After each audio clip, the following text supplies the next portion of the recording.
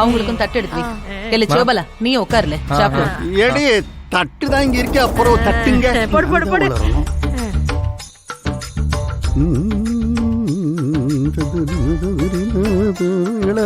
இள பரணி, கோர்ட்ல என்னைய நிக்க வச்ச கேள்வி கேட்டதுக்கு பிரியாணி சாப்பிட்டு கொண்டாடுதீங்களோ? மாமா, ஒருத்தன் தோத்து போறத கொண்டாடுறது உங்க புத்தி, இது எங்க சந்தோஷத்தை கொண்டாடுறதுக்கான நேரம். கொஞ்சம் பேசாம சாப்பிடுங்க. இந்த வெறும் போய் வீட்டுல என்னைக்கு பிரியாணி பார்த்திருப்பான். நல்ல கறி சோறுமா கட்டு கட்டுன்னு கட்டணும்னு இங்க வந்து கொட்டிக்குதான். எனக்கு என்ன கூச்சம், நானும் எல்லாம் சாப்பிடுவேன்.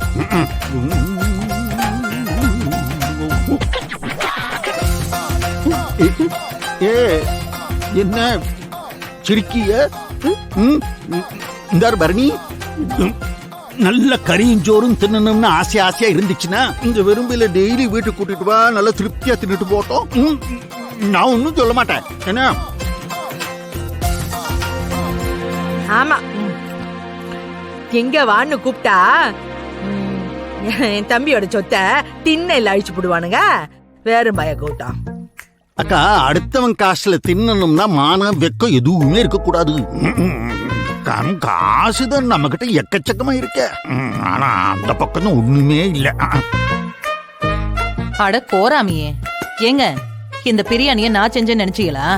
என்ன இது வேற மாதிரி இருக்கு.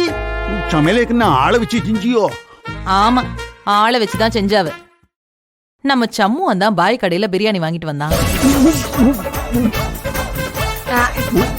நம்ம எல்லாருக்கும் தேவையானதை விட அதிகமாவே வாங்கிட்டு வந்திருக்கான். இது அம்புட்டியும் நாங்களே சாப்பிட முடியாதுன்னு சொல்லித்தான் அவங்க 2 பேரையும் இங்க உட்கார வச்சு சாப்பிட வச்சுக்கிட்டு இருக்கேன்.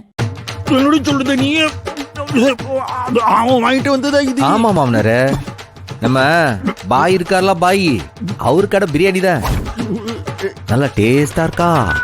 இந்த எலும்பு இருக்கலாம், அது நல்லா மென்னு அதுல இருக்கிற மஞ்ச நல்லா உறிஞ்சி சாப்பிடுங்க.